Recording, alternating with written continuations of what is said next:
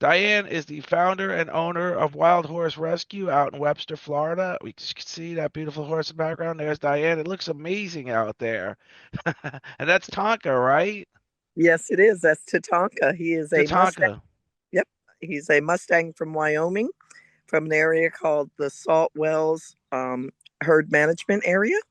And he is 23 years old. Ooh. Is He's that one of my, old for a horse? no, not really. We're going to say no, but yeah, they can live to about 30, 40. I have a horse that's 36 on the property, and we have quite a few horses that are 27, 28, 30. Now, those really are not really riding anymore. So, yes, he's only got a few years left of riding, And and then he'll be retired. that's the one you're currently enjoying riding, right? That's your riding horse, you said? Yes, it is. I've had him since he was 14 months old. So, Wow. he's been with me a long time.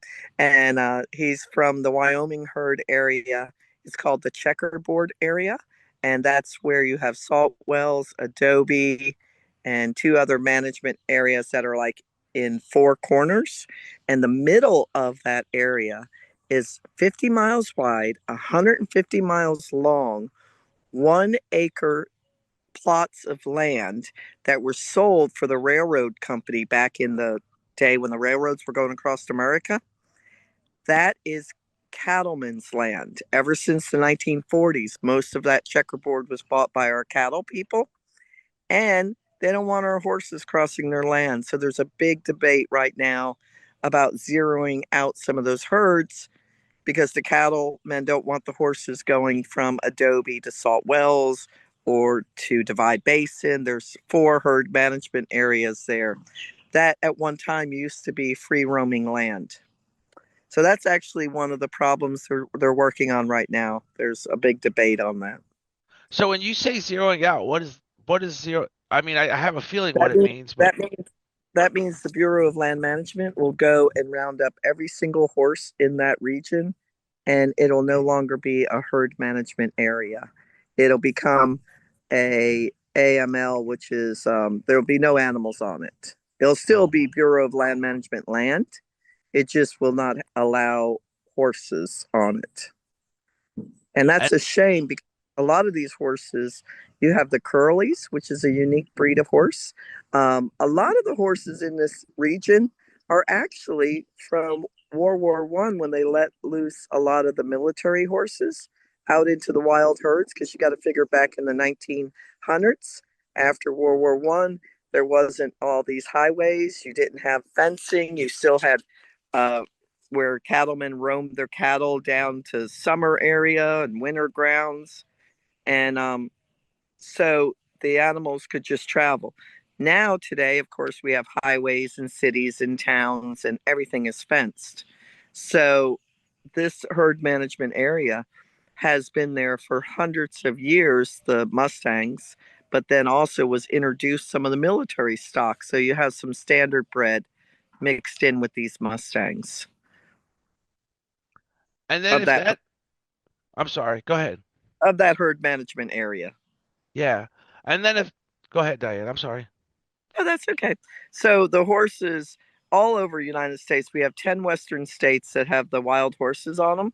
And certain herd management areas have different breeds of horses mixed in because in Idaho, they were doing logging. So in the Idaho area, you actually have Belgium draft horse mixed in with some of the Mustangs. You had wagon horses. You had Friesians in the California area. You had thoroughbreds.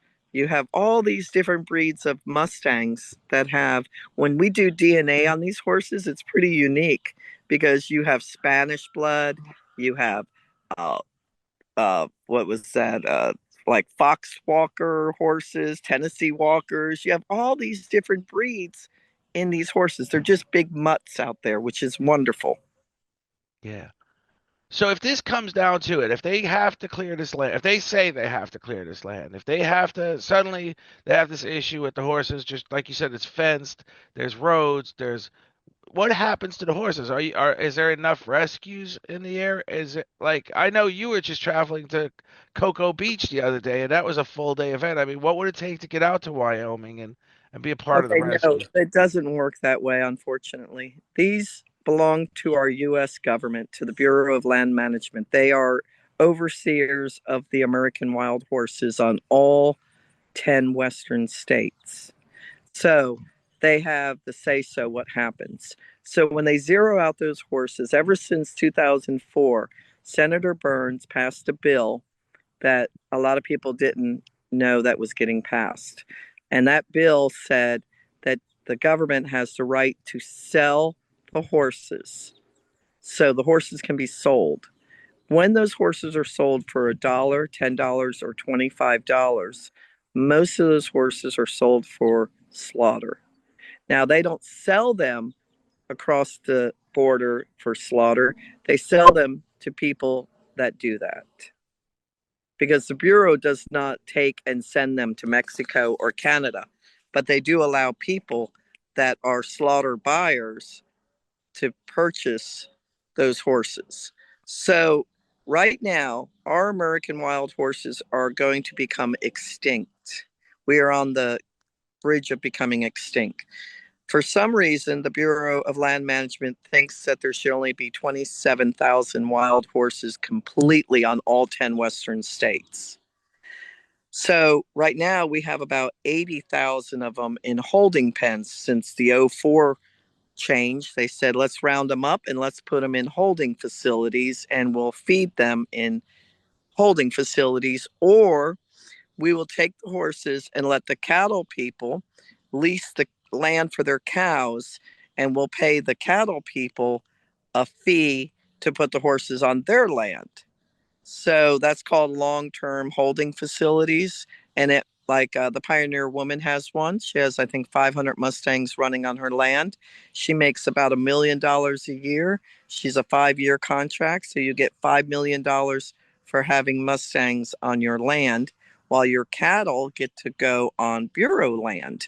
So the cattle ratio, say there's 100,000 cattle and there's 5,000 horses out on the land. And it's really been a terrible mismanagement of our wild horses. The roundups are brutal. 1956, it was airplanes used to round them up. And 1959, they passed the law said you couldn't round them up with airplanes because it was brutal. So the government in 1971, when they took over the wild horses, they used helicopters.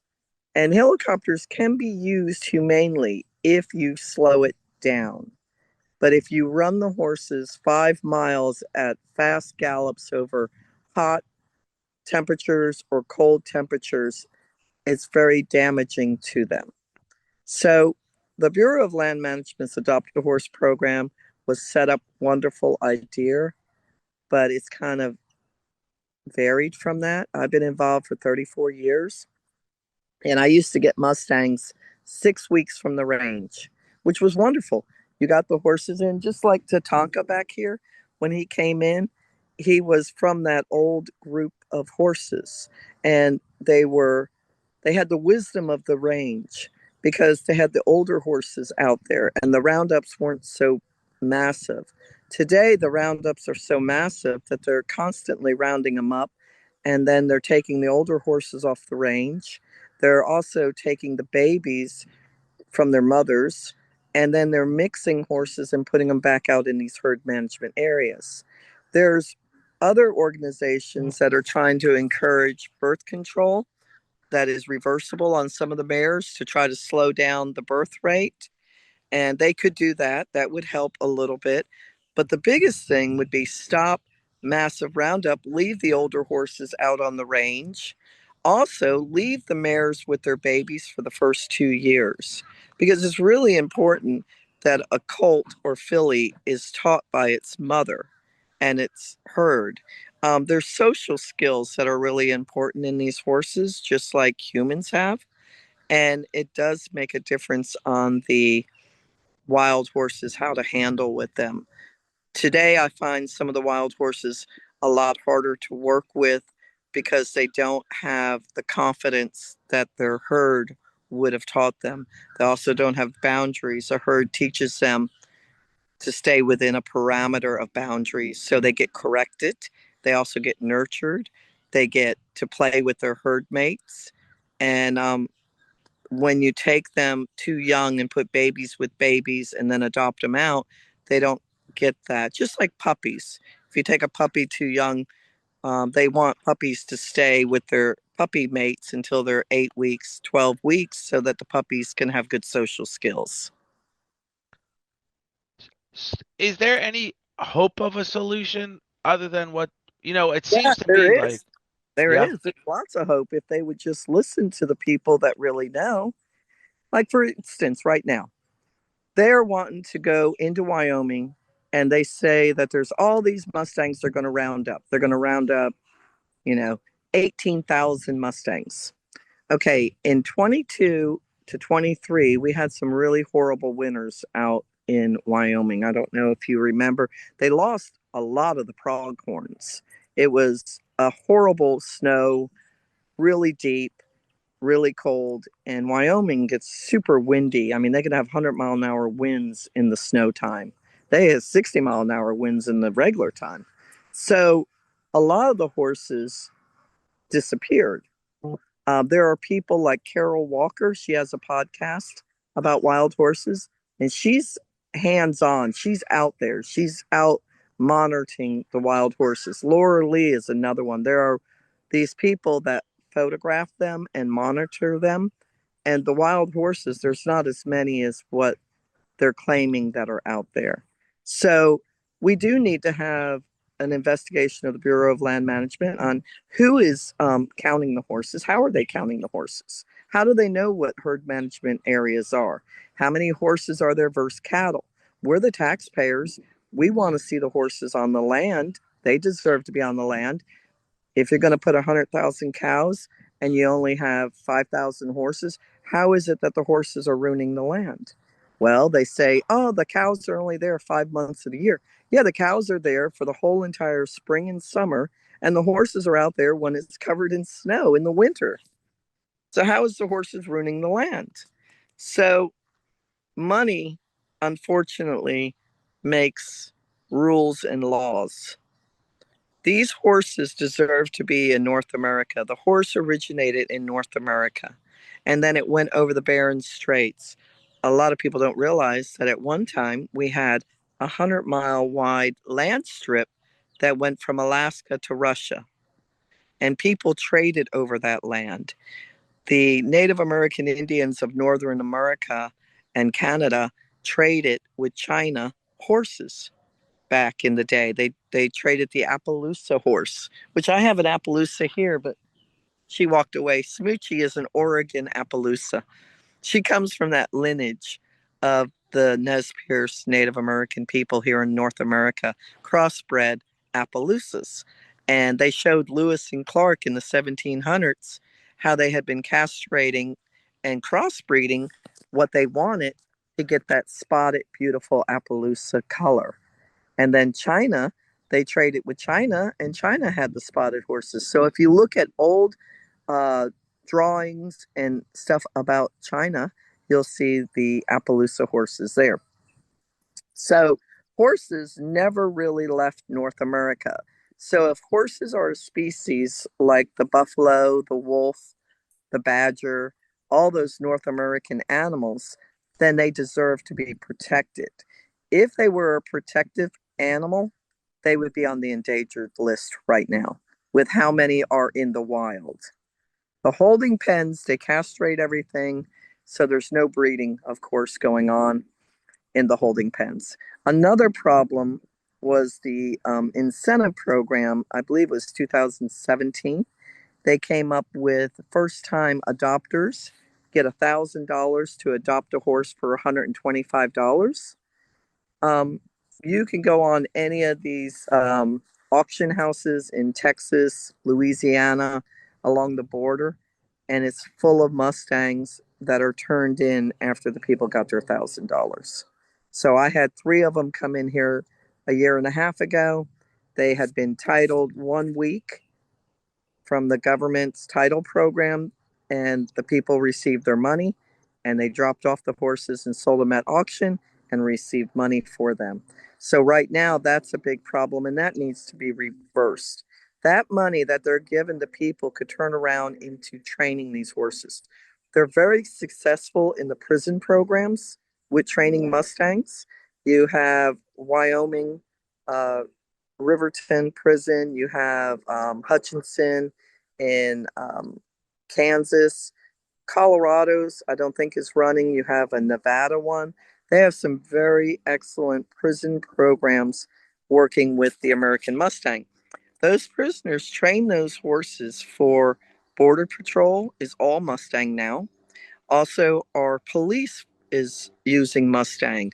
I talked to them about 2 months ago. They were training 5 horses for the Chicago Police Department, and they were training 5 horses for a Native American Indian Police Department. I am taking one of my Mustangs on Sunday to Orange County, Orlando Sheriff Mounted Unit, and I'm donating a 7-year-old Mustang to their program for a police horse. So there's a lot of ways that you could spend that money better than giving it to people that are going to turn around and drop them off for slaughter. Let these horses get trained. Also, leave more horses on the range, manage the horses better, leave the old horses out there. That's the wisdom of any society. Here in America, same thing. Your old people have wisdom and should be voiced. I live in the villages, so I live in Sumter County, and 90% of my people that come out here are over 55, 60, 70, 80 years old. And it's amazing to listen to their stories, their life, and they love being around the horses. So, in the wild horses, that older horse does teach wisdom to the younger horses. And that's the way society should be, like you said, in every level. I mean, a lot of people in the villages could really, and a lot of, not just in the villages, let me rephrase that. A lot of elderly people could really have something to offer our younger people in K through 12 education system, just like your program. I think you clove a leaf into the K through 12 education system at times. And it just seems like every time, and I've only been doing this podcast for a year, but I've been whatever you want to call it, not a political activist by any means, but just an interested person. I get so frustrated that there's so many better ways to do things, and we seem to always pick the worst ways to do things. I And I agree. and it's like you said, I mean, you've got this roundup. You can do it semi effectively by slowing down the helicopters, but I'm sure the contract goes out to any helicopter company, and they're just going to keep the helicopters going. And like you said, those horses are going to run that 5 or 7 miles at full speed, which is basically some of them could collapse right there during the trip and get run over or trip or, Right. and get run over by another horse. And why I just never understand, no matter who I speak to, why we keep going down these roads or these rabbit holes that are just so destructive. You know, It, it's so true. In 2002, April issue of Western Horseman, Temple Grandin. Do you know who Temple Grandin is? She's a PhD. She's a doctor with autism. no, I didn't. Temple Grandin uh, did a lot of studies for the USDA, like how to handle cattle. So they made ways that cattle can be less stressed. She went into pig farms, how to pigs should be set up. So she does, and she tries to make better ways for animals to adapt to the environment that people have put them into. So she did a study in 2002 at Rock Springs, Wyoming. She let the Bureau of Land Management use their helicopters contractor, and they rounded up the horses. And she only observed. So she observed in there how many horses ran into the gate, what was the speed of the horses coming in, how many horses got ran over, how many horses kicked, how many horses fell over, how many horses reared, all these things. And it was all across the board with it. So then 2 weeks later, she had an independent helicopter that she had, and they brought the horses in at a walk and a trot, and she had zero all across. So she proved to them that you can slow it down and have less injuries to these animals. And then the reason they don't want to do that is because that helicopter pilot, say you get 100 horses doing it that way. Well, hell, I can run in 200 or 300 horses. I can run in double to triple the number in that day. So it's about money. So that's the bottom line. How much money can I make getting these horses in? Because they are not considered something of value. When you sell these horses for $25 or $125, it costs probably $1,800 to round that horse up per horse, and you're going to sell that horse at that price. And then they're stockpiled and they're fed. It's just, it's almost, and you hate to compare it like this, but I'm going to tell you, it's almost like a POW, a Nazi camp, or a camp where these are actually prisoners. If you go and look at wild horses and look at them in the wild, I have beautiful photos in my education center. You see the life in their eyes. Okay, they're living life like they should. I have a board in there in my education full of photographs of the horses that I rescue. Now, I'm getting the horses after people have them here in Florida because we don't have wild horses running loose. So I'm getting them after they've been adopted. So much neglect is done to these animals, such horrifying neglect. And you will see pictures of empty souls in their eyes. So I have two Mustangs coming in this week, and I had two Mustangs, three Mustangs come in since December. We adopt out Mustangs that are adoptable, and we keep some here that are sanctuaried. That means they're just not going to adapt. Some of them have post traumatic stress disorder that you just can't say, get over it. They really, really are scared to death. A lot of them will come out of it if you show them fairness and you gentle them. You cannot bully them. Nobody likes to be bullied. Nobody likes to be hurt to learn something. And I was part of a movement back in 2000 to 2005. And it was Willis Lamb out of Nevada called Least Resistant Training Concepts, and the Bureau of Land Management did these wild horse workshops. I wish they'd bring them back. They were incredible. You worked for 5 days with trainers, and people came from all over America, and we showed methods on gentling these horses, not breaking these horses, not fixing them fast, not roping them and demanding on them, but gentling them. And if you gentle these horses so that they trust, I'm going to tell you, they give 110. They are amazing animals. They're amazing animals to use with therapy. They connect to people in a way that is incredible. I'm an international program since 2012. I have people come from all over the world. I have quite a few testimonies in my education building there for people to read how these horses have touched the hearts of these people and brought healing to them. And that's why the horses are used for therapy and healing. But the Mustang, even so more, is so connected to humans when they are not traumatized beyond help. You know, when you say that, it gives me like just like I said, I'm always trying to find solutions or try to find understandings. Imagine, just imagine. So I'm going to go into a bit of a sidebar here. I recently I stopped at a Motel 6 out in Osceola County, and that's where a school bus stops and picks up kids that live there essentially, and then go to school from there. And these kids don't imagine if we brought some of these kids to your farm or another farm and they got introduced to these programs and they got introduced to other programs. Who knows what? Like, so I'm always talking about successful living programs. This is a big part of it. Understanding this rescue, understanding the need for rescue, understanding the federal law that has just cannibalized the hopes of rescue, and Mm-hmm. the next generation could be more understanding. If I think it was Charles Koch that wrote a book from the bottom up, and he talks about how we could implement so much of this stuff and do so much good, but there always seems to be this overpowering federal burden, federal policy that just mandates we do things in this massive way, and we could get things done in a massive way without their Right. destructive approach. It's Mm-hmm. just they assume their destructive approach is the way to go about it, and that's how you get it done.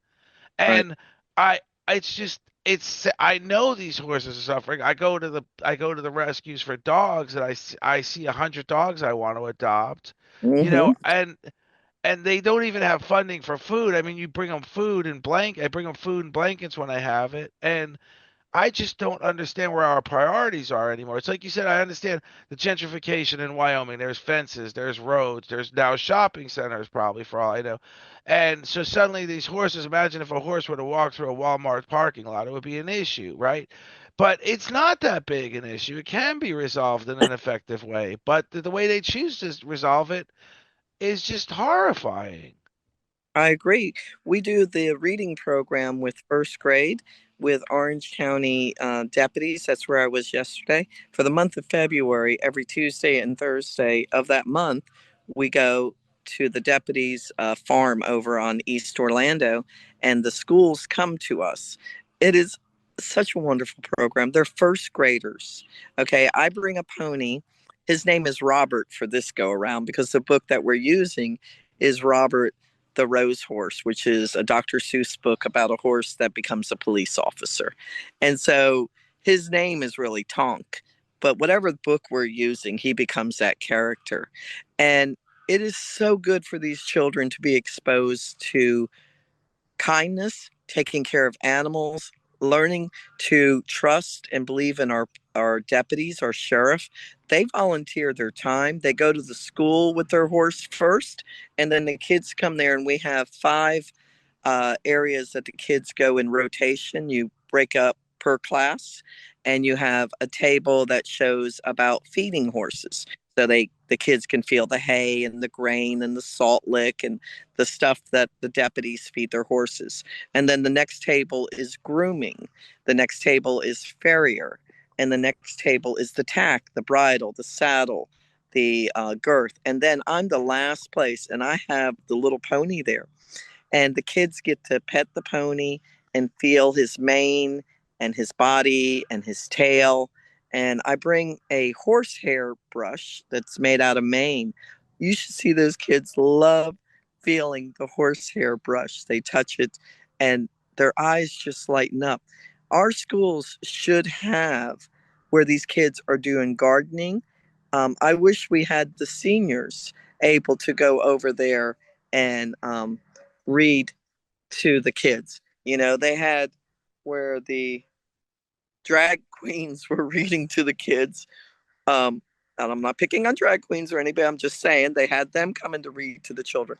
Why are we not having our seniors tell their life stories, talk to these children, read to them? Now, of course, make sure these people are all okay to be able to do that. But our children can learn so much from our seniors and not sit in school 5 days a week and sit in a chair and try to only learn art, dance, music, play. All of that is so important. Diet is so important. What we feed our kids. I'm so glad that we're looking into that. I'm so glad that now we have enough people that have woke up to the fact that America's diet is terrible. I had two ladies here from Canada earlier this year, and they could not believe the difference in taste in like Doritos and our products, because our products are so full of other stuff that other countries do not have that in it. Our cancer rate, our disease rate is sky high here in America. And even with animals, it is so hard for me. I read labels on everything because I don't want to give my dogs cancer.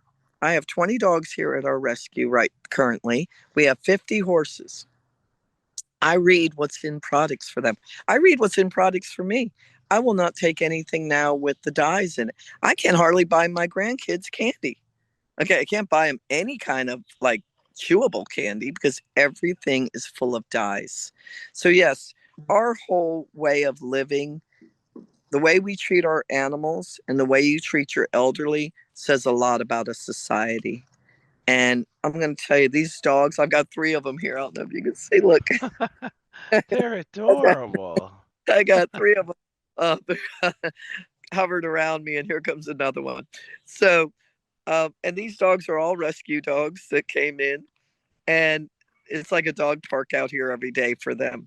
But we understand this species, and it's important that these dogs also have pack mentality because they play with each other, they correct each other, um, they get along with each other, and that is a beautiful thing. And I feel so bad for so many shelters, like you said. A lot of shelters are underfunded. They don't have the room like I have here at 42 acres. I do have a couple dogs in kennels right now. I have two dogs that had surgery. They're both in kennels. And I have a dog that is highly food aggressive towards other dogs. So that dog has to be kenneled. But if they can get along, they'll be out with these dogs. I have several dogs for adoption that are out here running on the yard, which helps them to have good social skills and good with people. But we need a lot of change. And I love seeing organizations like out there in Utah, Best Friends. They make their dog area big runs, big areas for these dogs to get around.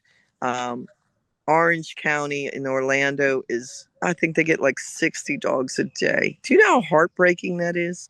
It is so heartbreaking. I can't even go into a shelter and walk by pen after pen after pen and see these animals. So my focus has to stay here at this ranch, trying to do the best that we can do, bringing in funds for hay, for veterinarian care, for rescuing of these animals.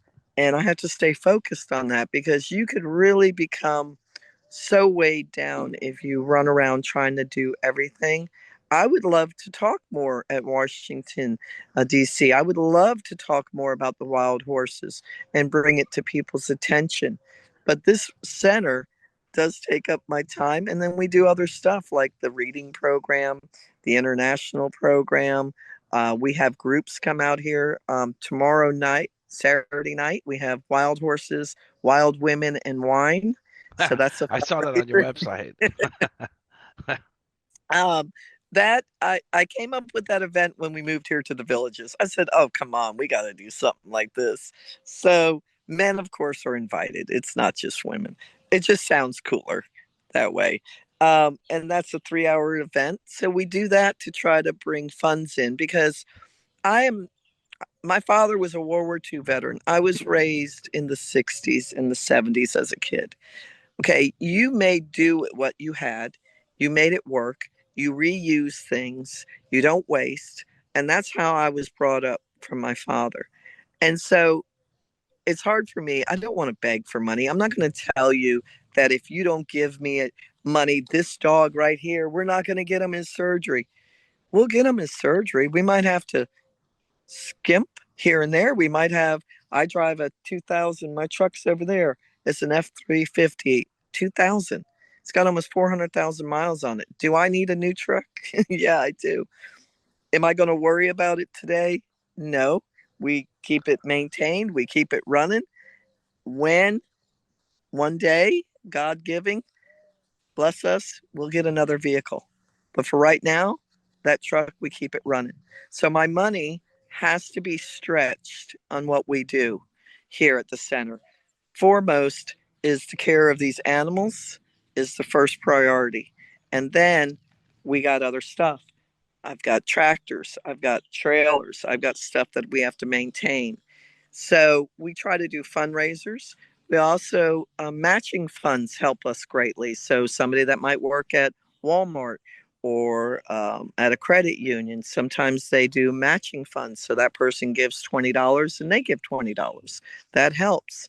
Foundations are some of our kindest to us. Foundations, private foundations that care for our cause of helping to save the American wild horse, as well as other animals. We have um, a couple goats that ended up here. We have some chickens, which right now is really good because my volunteers love getting eggs. So right now, my pay to my volunteers are chicken eggs, which is way valuable. I asked my worker the other day, I said, "Hey, do you want a $12 sandwich?" He looked at me. I said, "Yeah, two eggs on bread." So right now, That's with all that's incredible that creative mind is there because it's true. It's like you got the chickens now and you got eggs and you're like, oh, I got some commodity here. I can get some more volunteers in here. I And do. then I just think we need to, I love the idea of getting more schools out there. It was a thing. Warren Buffett said the reason there's such a growing divide between rich and poor is because 300 years ago everybody was a farmer, and today life has gotten so complex that to succeed, no matter how you succeed, whether you become an engineer or a brain surgeon, you need the core values that we used to have in the school system. I Yeah. mean, we've got away from the BOCES, we've got away from all the vocational training programs. They talk about how they have a fidgeting corner in some rooms, in some school classrooms, for kids that fidget. Maybe those kids that fidget need to be out at your farm 2 days a week rather than in some fidgeting corner that essentially says they're not disturbing the other kids, so let them fidget all they want. I mean, we're throwing people aside just as fast as we're throwing horses aside. And we've got to really rethink all that. And that's one of the things I try to do. I don't have the answers. I reach out to people like you who's not only has the answers, who's doing it. 40-acre rescue and right nearby or in the vicinity of the villages, right? So you're living in the villages. There's all these elderly people that could be contributing to our classrooms who otherwise may be just bored during the day or maybe have one bingo event during the week or and why can't we ever put this puzzle together and coordinate all these great thoughts and all these great efforts? And I guess I want to be a part of that when I talk to people. I also want to learn more for myself, but I mean, the return on investment, if we invest in our children in a big way in our education system, because we're in a time where a lot of things are changing, whether I agree with them or not, whether they keep pointing out that what they're taking away is just wasteful spending. Well, that's great. Get rid of the wasteful spending. But how are we going to reallocate that money? Are we just going to return it to the taxpayers or are we going to spend it on our education system? That's my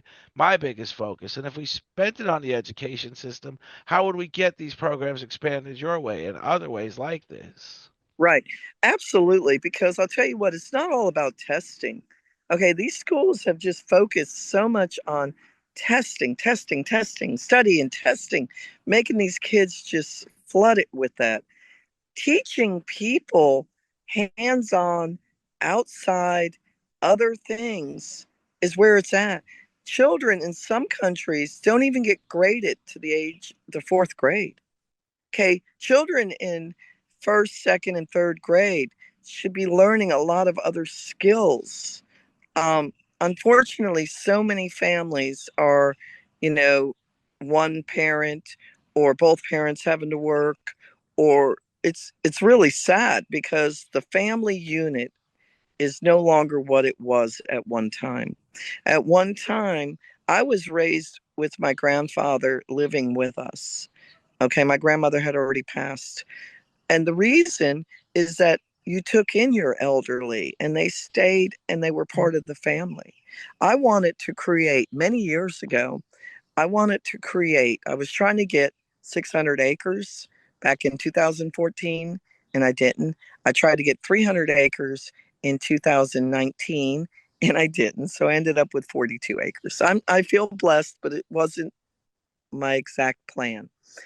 I wanted to build this like a quadplex, four cabins with walkways connecting, with a center area with like plexiglass for light to come through, with gardening, And I wanted my mom and dad to live in one. I wanted Mr. Bob. I wanted Mary Ann. I wanted our elderly friends and people that were connected to the center that love horses to have a little area. And they could, like Marianne used to love baking. She could have baked cookies and products for the volunteer program. My father loved gardening. Mr. Bob loved to sit with the horses with a walker. He sat for years. He's 94 now. He sat for 10 years volunteering and living on my property on and off. And he would sit with the wild horses. So when people think of wild horses like this fire breathing animal that's going to attack you, no, they are a afraid soul who is so gentle and can touch a 90-year-old man sitting there with hay so gently that you're not afraid that they're going to go in there and hurt them because they're not. Horses are intuitive and read the soul and the inside of that person. And I wanted to build something like that. Marianne Simmons is out of Wellington. And if you get a chance to look her up, Marianne is a life coach. And she really wanted us to build towns and communities like that. And she thinks my idea was a great way of having your elderly have an important role still being needed. And my father passed at 94. At 93, he built me stairs to the front of my other house that I had. He was still doing what he loved to do. He was a carpenter. And having purpose for these people is so important. I just mailed a calendar 2 days ago to Amelia Klein. She's 104 years old. At 102, she came out to my rescue, and I took in her 33-year-old horse, who's 35. And I asked if Amelia is still with us. And her daughter in law said, yes, we see her every Sunday. And so I mailed her a calendar of our wild horse rescue center here. And she Wow. was from the circuses, the Klein Circus in the 1930s, 40s, and 50s, because people don't realize that 100 years ago or 80 years ago, we did, first off, I grew up on black and white TV in the 1960s with three channels. So back in the 1930s, 40s, and 50s, circuses were entertainment. It came to the town, it was a big deal. And of course, we've gotten away from all that because right now we have so much stuff coming at us on a daily basis. Like, for example, the news. I can barely watch the news. They jump from thing to thing like it's no big deal between people dying, murdering, bad stuff, this, that. They inundate you with so much stuff that it makes people hopeless. So we really do need to change our way of living. I would love for people, we could do reading programs outside with the kids, gardening with the kids, learning animal husbandry, how to take care of animals. I have two young ladies volunteering today. They're 17, they're twins. And I have Emma who works for me. And what we're doing is room service right now. I'm talking to you, so I'm not doing room service. But what I would be doing is we clean, we scrub water buckets, we give fresh water, good hay, grain, and make sure the environments that these animals is clean. Um, so it takes a village of people to take care of a society, and we need to become more villages. You know, so I don't. I think you have met Banks Helfrich, and he's running for the U.S. Florida House of Representatives, and he talked about how in Groveland, Florida, they're starting to build smaller schools, community-based smaller schools, where the kids can ride their bikes to schools, and that's a new movement in Groveland, Florida. And imagine if we did more and more and more of that, and we also integrated our local organizations like yourself, and we integrated our elderly community to be a part of that when they get there. And we've also got buses to get those kids out to places like yours to do room service and other things like that, brushing Mhm. the horses.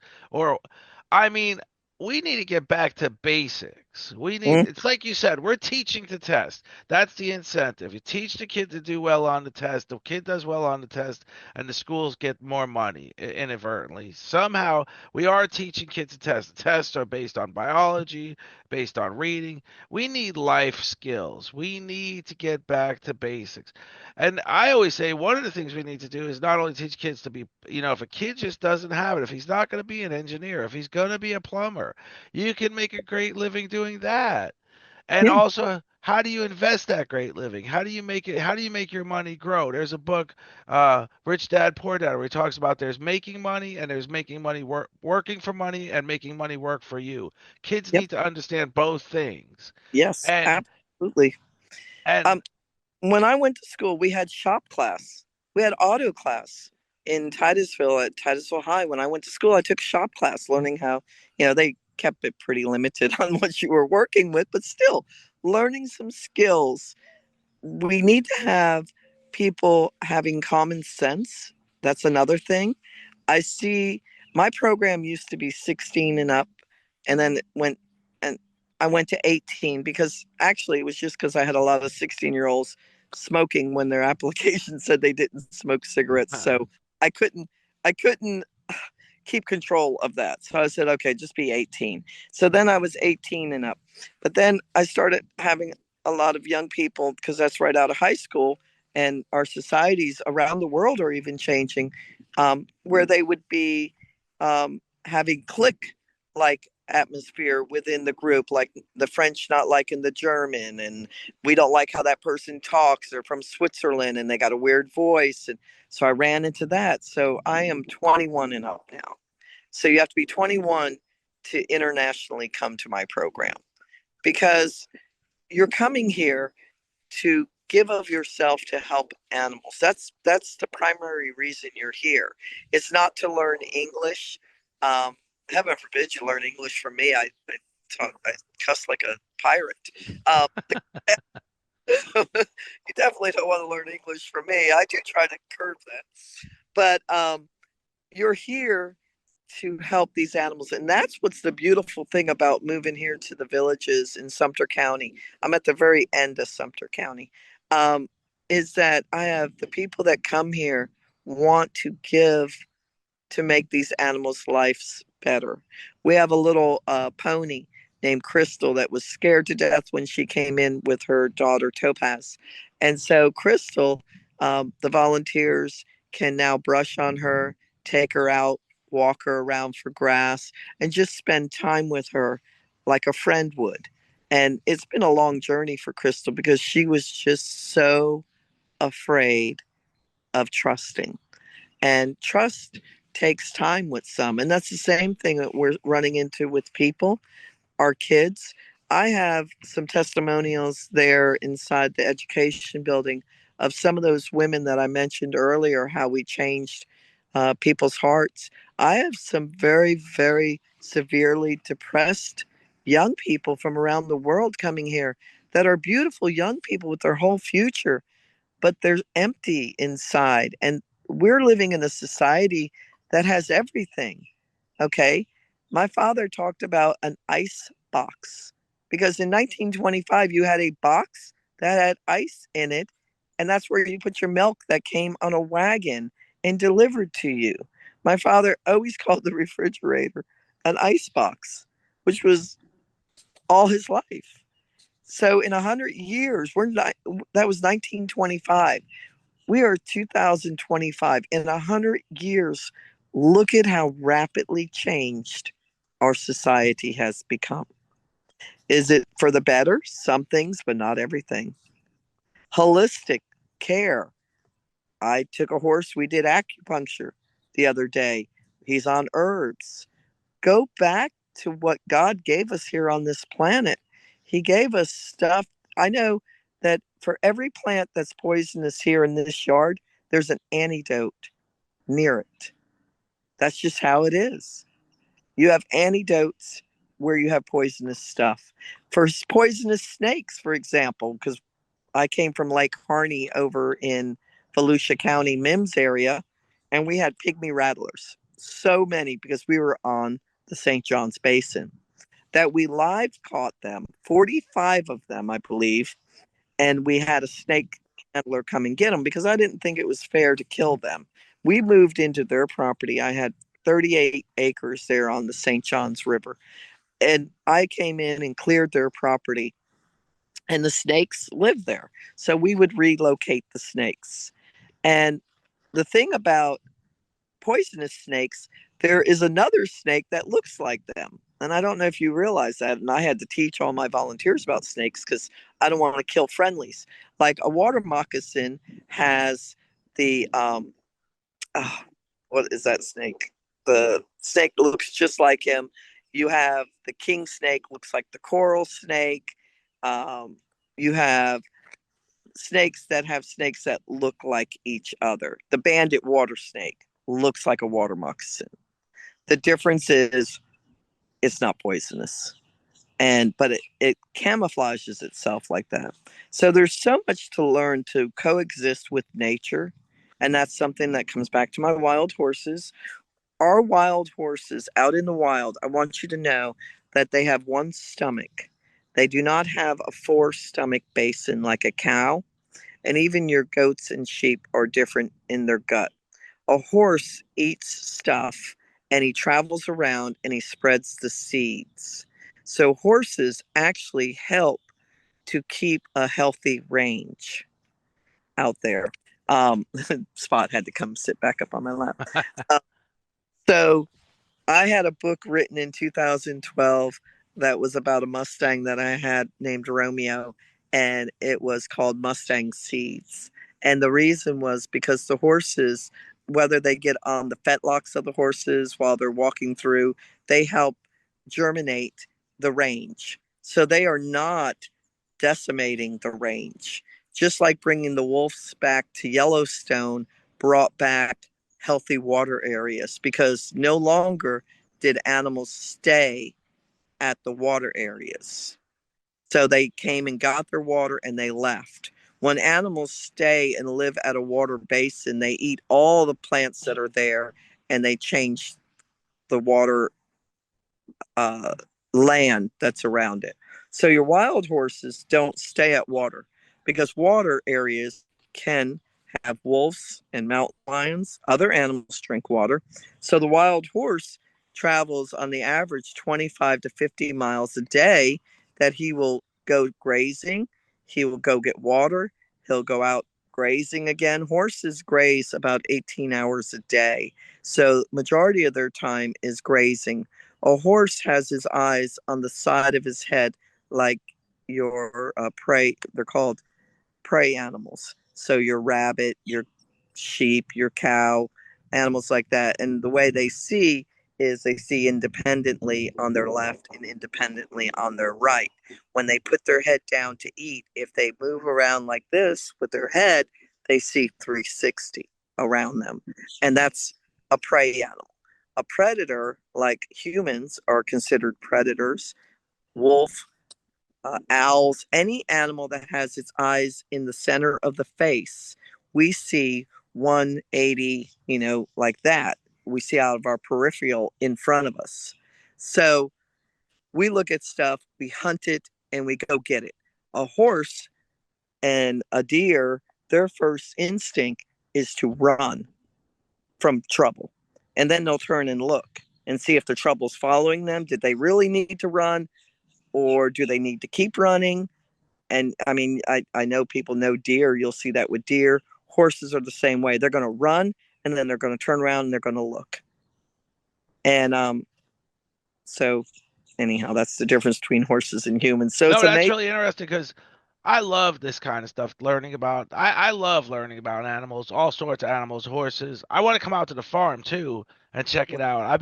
I told you I drove by one day, but I didn't know if you were there, so I didn't. But I am so interested in all of this and everything you do, and I wanna see how the when you have exchange students and other students over there. I want to be a part of that too. It's incredible that we have all these avenues for kids to learn important stuff, but we keep them cooped up in the classroom. And we have all sorts of avenues where kids can become more open-minded. And understand that, because we're in a time now where so much is changing a- at a rapid pace.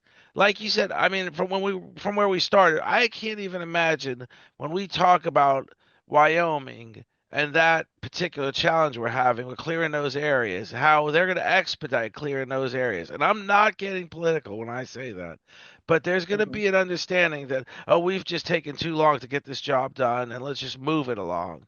And I'm just trying to say, let's stop all that random thinking and let's get down to really constructive thinking. And Yes, absolutely. And I actually have a new volunteer company that we signed on with, like what is it, 24, 23? I think October 23, we signed up with a new company from South Korea, because Korea is new to the volunteering around the world. They had not been big into volunteering. And even though I've had some Koreans and Chinese people come here, but usually they've been students, and they would come here for Christmas holiday because they weren't going to go all the way back home, and they need it, the dorms are closed down, they need somewhere to go. So we have a young lady coming for 2 weeks and a day in May, and she'll be from South Korea. So it's really interesting to see people from all over the world. All people want to give and care and make a difference. And we need to get that, our majority of people, just like what you're saying. There are a handful of people that are running ways that we do stuff. That needs to change. We have got to change a different way because it's not working. It is not working with the amount of suicide, drug use, the amount of young people that are killing themselves due to drugs and suicide is unbelievable amounts. We have got to do a change to save society, save animals, save this planet. so that just that point alone, when you think of young people, 15, 16-year-olds committing suicide, and we don't, sometimes the numbers are not published even, and we would never know if we've reversed those numbers by getting these kids out to your farm and by doing more stuff like that. We don't know that. But if we did, I think that we would see a significant difference in these kids' lives, and they're wanting to do more with their lives than do drugs and turn to crime and alcohol. Yes. So I definitely this has been incredible, Diane. This has been an incredible in chat. Diane Delano at Wild Horse Rescue in Webster, Florida. How do we get to your? So I know you always need funding. How do we contribute to your organization? You want to put that out there? Well, I mean, hay fund. Matter of fact, my worker, he came over to me for a second. I'll get with him. He's going to go pick up our hay. We go through a ton of hay. He's driving up to Larson's. We buy it from a wholesale place because you got to make your money stretch. So we drive up to Wildwood, which is, I don't know, 35 minutes north of me, and we buy our hay bi-weekly. So that's going to be about $2,500 worth of hay. So I go through about $7,000 a month on hay and feed here. Wow. A lot And of now that money. you're walking, I see how beautiful that farm is. That's just Yeah. incredible. So this is over here is some of my horses in here. Let's see if I can show you. See, these are some Mustangs, Oh yeah. and this is how our pens are set up. You can see that these are really tall fences. See, this is really a tall Wow. fence. And then we have our holding pen in here, and this is where some Mustangs. This one's in. He's on some medication. He had the acupuncture, and he's on some herbs. So he's in a pen. So we make sure he eats his herbs. This little Mustang right here has post traumatic stress disorder. The poor little girl has been handled really badly. And a lot of people, Wow, she's I want to beautiful. say, a lot of people don't necessarily go, oh, I'm going to hurt this animal. But by what they do, they cause great emotional distress on them. So Splash, isn't he handsome? He's an Oregon Mustang. He's He's 15 years beautiful. old. Hello, handsome. And so we're set up in here where we have this is where pens where we can have the horses, and we just have two donkeys in right now. And then there's our little cute little pony. Hi there. That is Crystal. We have wind chimes. I have some of them tied because it was Oh, really nice. windy, but we have wind chimes, and we have a bunch of Mustangs out there in the field. There's Emma coming. She's room service. She's coming with the wheelbarrow. She's been cleaning. And then go and look out this way. Yes, thank you, hon. I'll shut the gate. You have Mustangs out here, and right now, see all this dirt. We had to build this up when the hurricane. See, I'm still wet out there. When the hurricane came, we had water all the way up into there. This was all underwater that I'm standing on. So we've been moving dirt around. And this is Apache who's come in here. He's a Nevada Mustang. He used to be so afraid. And over there, you've got Gambler and Osti mock battling, which is good. You know, these horses get a social life out here. They do get adopted, or they end up staying here in, you know, whenever their right home will come. Over there, you see Bella. She's going to lay down and get some nice sunshine on her. It feels good. The weather is beautiful today. See, this is so beautiful just to see all this. This is my vision for America, how we should have all this everywhere instead of just I don't know. I mean, granted there's gentrification and granted everybody needs a home, but this is just incredible to see all this and live like this and wow, look at these guys playing. I know we had 15 puppies come in last year, three litters in 1 week. And these are two remnants of it. They both were returned because when you adopt, the dogs can come back. And Gracie, the one that's standing up, Emma, ended up adopting. Emma is a failure foster person. She adopts. She's wonderful. She has three of my dogs. She has four of my horses. She has three of my goats, a lizard, and so anyhow, this other little dog that is Marty, she's available for adoption. Marty, she's only 10 months old, and she's only about a year old. They're both young They're pups. adorable. And there's Apache. Hi, There's Apache. Apache. Yeah, you coming to say hello? Are you coming to say hi? Wow, she's This is my beautiful. day. Even when I'm, I have a lot on my plate to take care of. We have a lot of animals. I have a lot of things that I have to be responsible for. But the fact that I get to be with these animals every day, it really helps you emotionally to Yeah. give thanks every day for to be an animal caretaker and love doing what I do. And that's something that also, when we talk about the kids in school, children that have gifts, they should nurture those gifts and help those kids find that path in life. I loved horses since I have pictures of me at like 2 and 3 years old with horse toys and dressed like a cowgirl. And then I've been riding since the age of 3. I have loved horses my entire life. And I have owned horses my entire life. And I've owned them through uh, getting married, divorce, having children, going to college, job changes. I've always maintained keeping my horses. And that has helped me to keep my path going forward in what I was really doing. It really shows you your commitment in who you are in life. And I'm glad that I had to go through struggles. If people don't think you have to walk through fire in life, sometimes you do. Life is not about everything easily given to you. I have walked through the fire. I've had hard times, hard struggles. It's not an easy struggle today, but I've come to the other side and I'm making it work. And It's that's incredible what you've done. Just looking at all this construction you've done on the farm. I mean, it didn't happen overnight. All these fences took time. It's incredible. Rebuilding that, getting that out of the flood zone and covering it back up with dirt. This is just incredible what you've done. You've been there 30 something years, right? what now? You've been there over 30 years now, right? No, 5. You've been there I 5? I bought this place in 5 years ago in 19. I came from Mims. I bought my first place in 93 to have horses at my first center.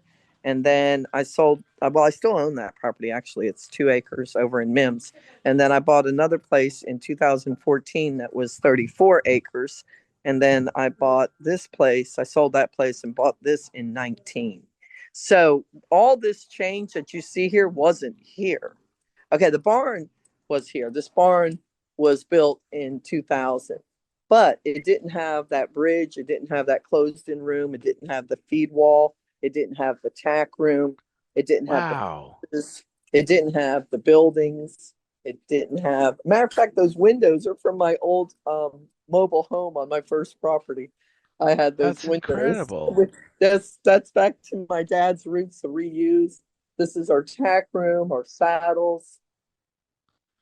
It is We have. just an So this has been a project, even though you've been in this property for 5 years. This has been an ongoing project for since '93 at least. Oh, absolutely. I have in the education building over here pictures that my Aunt Ann painted for me in 98. And that was of my dream center of Mustang Educational Training Center was going to be my name. I was going to be Mustang Exec. But in 2000, when everybody was able to get a computer, actually, when you Googled Mustang, you got a car. So in 2007, I became a nonprofit and I just made it simple. Wild Horse Rescue Center. Okay, let's just keep it simple, man. Like, share, subscribe, comment. Thank you so much.